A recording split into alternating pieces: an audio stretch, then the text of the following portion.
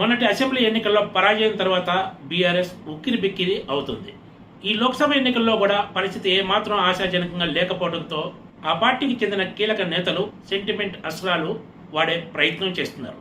విచిత్రం ఏమిటంటే అవి కూడా వర్కౌట్ అవుతున్న దాఖలాలు ఎక్కడా కనిపించడం లేదు. ఏ సర్వే చూసినా, ఏ అభిప్రాయ సేకరణలో అయినా తెలంగాణ లోక్సభ ఎన్నికల్లో బీఆర్ఎస్ 3వ స్థానానికే పరిమితం అవుతుందనే లెక్కలు స్పష్టంగా కనిపిస్తున్నాయి. అయితే అసెంబ్లీ ఎన్నికల ముందు చెప్పినట్లే అటు బీఆర్ఎస్ కీలక నేతలు, బీఆర్ఎస్ అధినేత కేసీఆర్, మాజీ మంత్రులు కేటీఆర్, హరీష్ రావులు తమకు తెలంగాణ లోక్సభ ఎన్నికల్లో 10 నుంచి 12 సీట్లు వస్తాయంటూ సర్వేలే ఈ విషయం చెబుతున్నాయని ప్రజలను నమ్మించే ప్రయత్నం చేస్తున్నారు. కానీ క్షేత్రస్థాయిలో ఉన్న పరిస్థితి ఏంటో వాళ్లకు తెలుసు. ఇదంతా కేడర్లో జోష్ నింపేందుకు చేస్తున్న ప్రయత్నం అనే విషయం రాజకీయాల గురించి కనీస అవగాహన ఉన్నా ఎవరైనా ఇట్టే పట్టేస్తారు. అటు కాంగ్రెస్ పై, ఇటు బీజేపీపై బీఆర్ఎస్ ఎన్ని విమర్శలు చేసినా కూడా రాజకీయంగా పెద్దగా కలిసి వచ్చే అవకాశాలు ఏమీ కనపడటం లేదనే చెప్పొచ్చు. అందుకే హరీష్ రావు, కేటీఆర్లు లాస్ట్ బాల్స్ విసురుతున్నట్లు కనిపిస్తుందనే వ్యాఖ్యలు వినిపిస్తున్నాయి. అందుకే అసలు ఎక్కడ చర్చే లేని ఉమ్మడి రాజధాని పొడిగింపు అంశాన్ని మాజీ మంత్రి హరీష్ రావు తెర మీదకు తెచ్చారు. విభజన చట్టం ప్రకారం 2024 జూన్ తోటి హైదరాబాద్ ఉమ్మడి రాజధాని గడువు ముగుస్తుంది. అప్పటి నుంచి హైదరాబాద్ ఇక పూర్తిగా తెలంగాణ రాజధాని కిందే లెక్క. విభజన చట్టం ప్రకారం అప్పటి వరకు ఆంధ్రప్రదేశ్, తెలంగాణలకు హైదరాబాద్ ఉమ్మడి రాజధానిగా ఉంటుందనే విషయం ప్రతి ఒక్కరికి తెలిసిందే.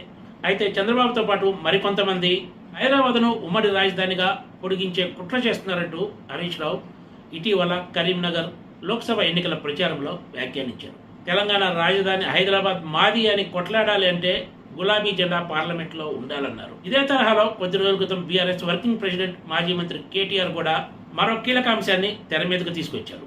అదేంటంటే జూన్ 2 తర్వాత హైదరాబాద్ను కేంద్రపాలిత ప్రాంతంగా చేస్తారంటూ ఆయన అనుమానాలు వ్యక్తం చేశారు. దీన్ని అడ్డుకోవాలంటే సన్నాసులు కాంగ్రెస్, బీజేపీ వల్ల కాదని గొంతు విప్పి పార్లమెంట్లో నిలదీసే జెండా గులాబీ జెండా అని, అందుకే లోక్సభ ఎన్నికల్లో బీఆర్ఎస్ అభ్యర్థులను గెలిపించాలని కేటీఆర్ కోరారు.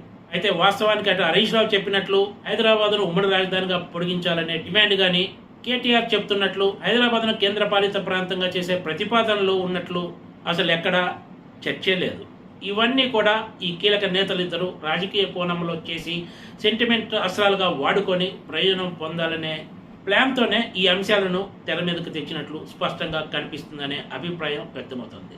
గత 10 ఏళ్లుగా ఎన్నోసార్లు సెంటిమెంట్ అస్త్రాలను వాడి రాజకీయంగా లబ్ధి పొందిన బీఆర్ఎస్ ఇప్పుడు కూడా మరోసారి అదే ప్రయత్నం చేస్తున్నట్లు చెప్పొచ్చు. అయితే ప్రతిసారి ఈ సెంటిమెంట్ అస్త్రాలు వర్కౌట్ అవుతాయని ఆశించడం కూడా అత్యాశ అవుతుందనే వ్యాఖ్యలు వినిపిస్తున్నాయి. మరి కేటీఆర్, హరీష్ రావుల లాస్ట్ బాల్స్ ఎంత మేరకు ఫలితాన్ని ఇస్తాయో జూన్ 4న కానీ తేలదు. Please subscribe TGTV.